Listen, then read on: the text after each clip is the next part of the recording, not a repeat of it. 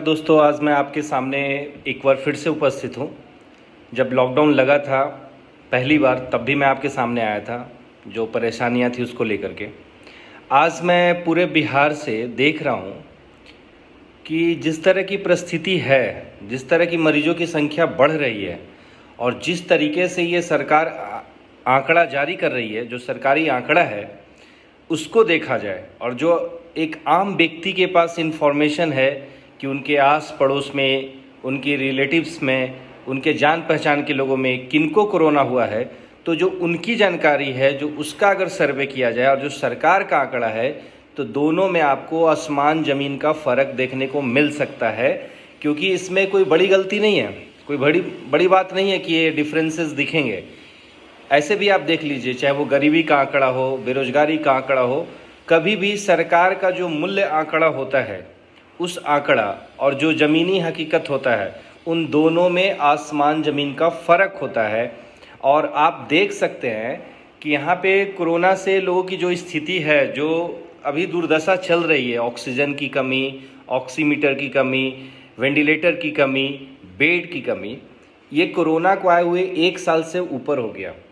ये माननीय मुख्यमंत्री जो बिहार के हैं, ये देश के जो प्रधानमंत्री हैं, ये बड़े बड़े इतिहास को याद रखने में, बड़े बड़े इतिहास को बताने में, लोगों को याद दिलाने में भरोसा करते हैं। क्या इनको ये पता नहीं था कि 100 साल में एक महामारी आती है? क्या इनके नौजवान लोगों ने, जो इनके साथ ही कहते हैं, ऐसे नौजवान इनके साथ अब रहा नहीं, जो स्थिति समझ में आ रही है, लेकिन नौजवान के पास भी कुछ मजबूरियां हैं। जिस नौजवान के ऊपर इन्होंने खेल करके, जिस नौजवानों का साथ इन्होंने ले करके बिहार में इलेक्शन लड़ा, बिहार में लोगों को जीतने के लिए प्रोत्साहित किया कि हमें वोट दीजिए, अपने उम्मीदवारों को प्रोत्साहित किया कि जाके युवाओं को बताइए कि जो पहले का बिहार था और आज का बिहार में बहुत फ़र्क है, उन्होंने नहीं देखा है। तो जो नहीं देखा है उसके बारे में आप बता रहे हैं, और जो स्थिति हम वर्तमान में देख रहे हैं उसको बताने लायक फ्यूचर में छोड़ नहीं रहे हैं आप कि हम किसी को बताएं कि हमारा बिहार का ये स्थिति था। आज देख लीजिए पूरी मीडिया। और एक बात, हाँ, गलत नहीं कहूँगा, मैं भी बोलता था कि ये गलत बात है, लेकिन आज मुझे भी ऐसा लगता है, ये पूरा मीडिया तंत्र बिका हुआ है सरकार के हाथों। ये पूरी मीडिया बिकी हुई है सरकार के हाथों। और अगर आपको नहीं लगता है तो आप जरा एक बार इसके निगेटिव में जा कर के और इसका विपरीत तरीके से सोच लीजिए। इसको 2 तरीके से सोचना होगा कि एक, क्या मीडिया सच्चाई को दिखा रही है? यदि हाँ, तो किसको दिखा रही है, कहाँ की बात दिखा रही है? आप सोचिए एक बात को कि कोरोना जो है ये पूरे हिंदुस्तान में है। चर्चा कहाँ होती है टीवी पे? कहाँ की? दिल्ली की, यूपी की, मुंबई की। साउथ में कोरोना नहीं है, साउथ में ऑक्सीजन का कमी नहीं हो सकता है, साउथ के लोग मुख्यमंत्री नहीं हैं। सिर्फ कुछ इलाके जो नॉर्थ के हैं उनको पॉइंट आउट करके राजनीति होती है और उस जगह को दिखाया जाता है जहां पे बीजेपी का केंद्र शासित स्टेट नहीं है। जो केंद्र शासित स्टेट है उसके बारे में मीडिया नहीं दिखा रही है। बिहार में आप जा कर के देखो, गांव में बिहार की तो ऐसे भी स्थिति, लोग बोलते हैं कि बिहार बहुत पिछड़ा हुआ है। आप बिहार की स्थिति जाके गांव में देख लीजिए, शहर में देख लीजिए, प्राइवेट हॉस्पिटल में देख लीजिए, सरकारी हॉस्पिटल में देख लीजिए, गया मेडिकल कॉलेज का स्थिति देख लीजिए, भागलपुर का स्थिति देख लीजिए।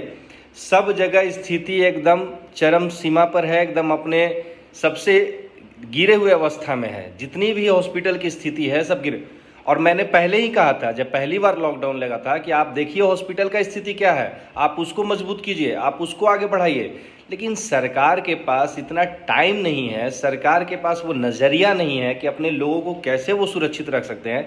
अगर वो सरकार में चुन करके आते हैं, अगर जनता उनको वोट दे करके उनको विजयी बनाती है, तो उनके पास वो इच्छा शक्ति की कमी है।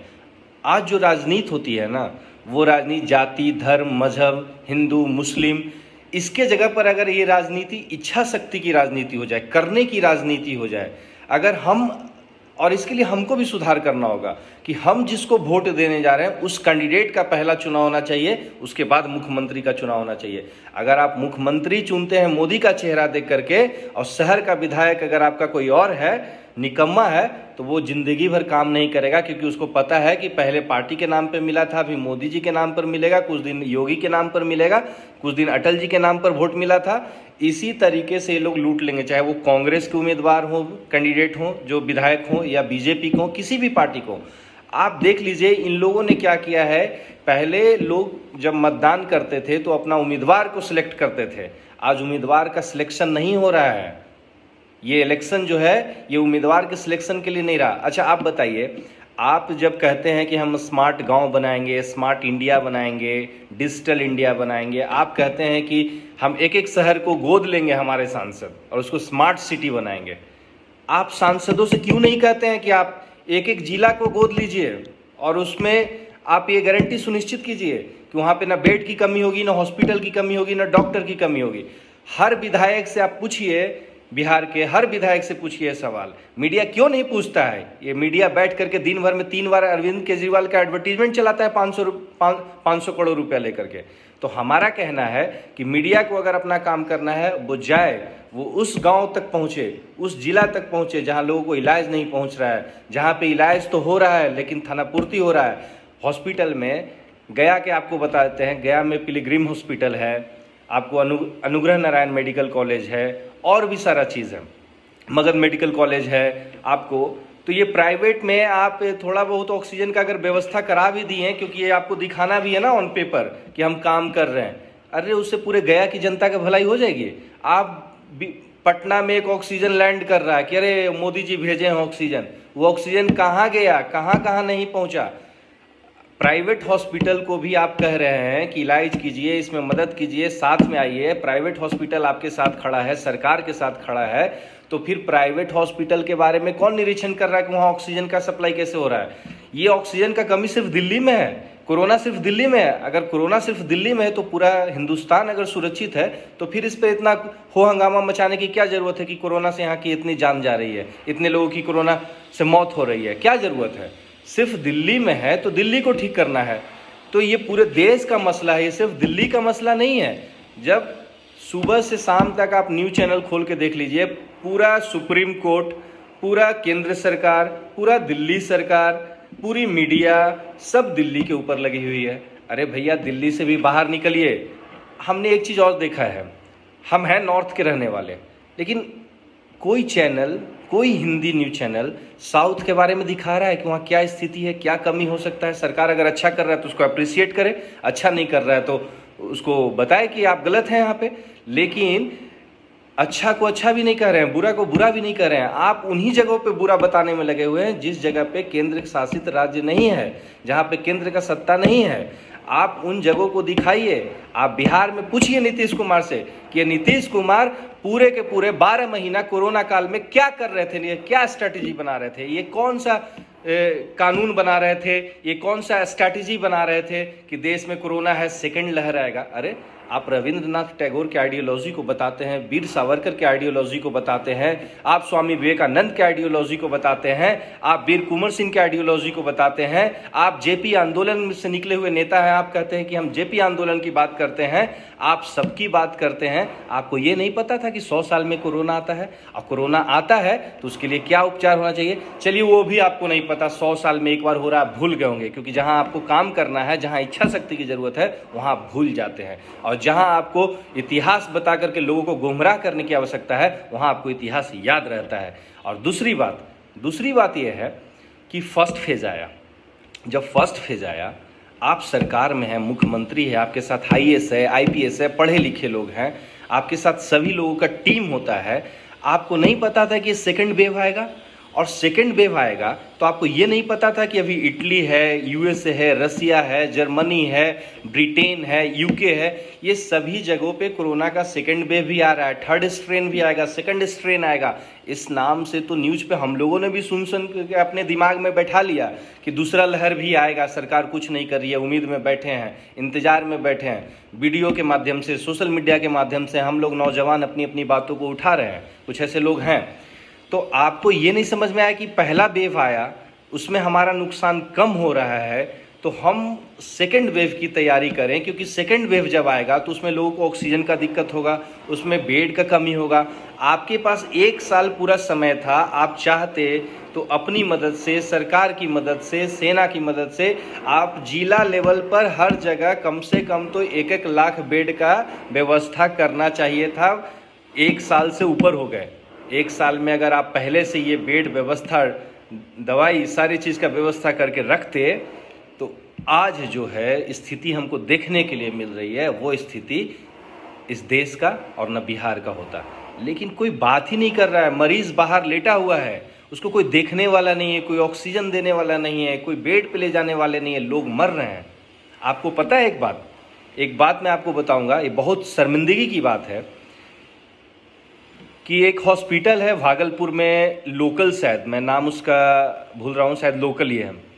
वहाँ से एक महिला का भी बयान आता है कि उसके पति को कोरोना होता है, तबीयत खराब है, उसके बाद वो एडमिट होते हैं, कोरोना निगेटिव रिपोर्ट भी उनकी कई बार आती है, उनकी तबीयत खराब होती है, फिर कुछ ऐसा बता रही है वो महिला अपना, आप लोग भी देखेंगे टीवी चैनल पे, वो चल रहा है अभी, करंट न्यूज़ है। उसके साथ अभद्रता की गई है, उसके साथ अभद्र व्यवहार किया गया है उस महिला के साथ। उसका पति का भी डेथ होता है, वो दिल्ली में रहने वाली है और बिहार की ही है, बिहार में आई हुई है, होली में आई थी। उसके हस्बैंड का, माताजी का तबीयत खराब होता है, एडमिट कराती है हॉस्पिटल में। वो अकेली महिला लड़ रही है हॉस्पिटल में, एक दूसरे के आसपास जा रही है कि ऑक्सीजन दे दो, पानी दे दो। इतने गिर गए हॉस्पिटल वाले, इतनी गिर गई सरकार कि एक मरीज कोरोना का पेशेंट हॉस्पिटल में एडमिट है, ना उसको समय पर वक्त पे सही उपचार मिल रहा है, ना उसको पानी पिला रहा है। कोई मरीज फ़ोन करके अपनी पत्नी को कहता है कि हमें पानी पिला दो, हमें पानी तक नहीं दे रहे हैं ये लोग। ये स्थिति है। और नीतीश कुमार मीडिया में आते हैं और बैठते हैं और बोलते हैं हमने ये कर दिया। अरे खबर बनाने के लिए लॉकडाउन लगाते हैं। लॉकडाउन लगाने से आपको पता है कितना बेरोजगारी बढ़ रहा है। अप्रैल महीने में, सिर्फ अप्रैल पिछले महीने में आपका 40% जो है अनएम्प्लॉयमेंट रेशियो बढ़ गया है, आपका हाइक हुआ है 40% का, आपको पता है। इस तरह को बिहार को बर्बाद करने का काम मत कीजिए नीतीश जी। अगर आपसे नहीं हो रहा है आप हट जाइए, आप सुप्रीम कोर्ट में जाइए, बोलिए हमसे नहीं संभल पा रहा है, इसको सुप्रीम कोर्ट संभाले, बुद्धिजीवी लोग हैं संभालेंगे। एक छोटा सा स्ट्रैटेजी बनाना था। देश में कोरोना आती है, सेकेंड वेव आने वाला है, पहला वेव में भी कोई तैयारी नहीं। आप बोले अचानक आ गया हमारे पास, न पीपी किट है, न मास्क है, न सैनिटाइजर है। हम व्यवस्था कर रहे हैं, मैन्युफैक्चरिंग कर रहे हैं, make in India, made in India की बात कर रहे हैं। पूरा 1 साल मिला आपको करने का, कर लेते। क्या हुआ 1 साल में? नतीजा वही है, जस के तस। अगर आप सुनने के लिए तैयार नहीं है, आप समझने के लिए तैयार नहीं है, क्या विकास कीजिएगा? आपको जनता के बीच में जा करके जनता से आपको सुनना होगा उसका तकलीफ क्या है। मीडिया क्या करती है?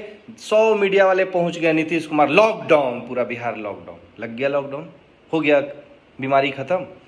ये जो तरीका है ना, आप लॉकडाउन जिस बखूबी इंटरेस्ट से लगाते हैं, जिस इंटरेस्ट से आप लोगों को बचाने के लिए बोलते हैं कि हमें लॉकडाउन ज़रूरी है और कोई उपाय नहीं है, तो उपाय आपके पास ये था कि आपके पास प्रॉपर बेड का इंतजाम होना चाहिए था, प्रॉपर ऑक्सीजन का इंतजाम होना चाहिए था, और इसके लिए आपको 1 साल का मौका मिला था।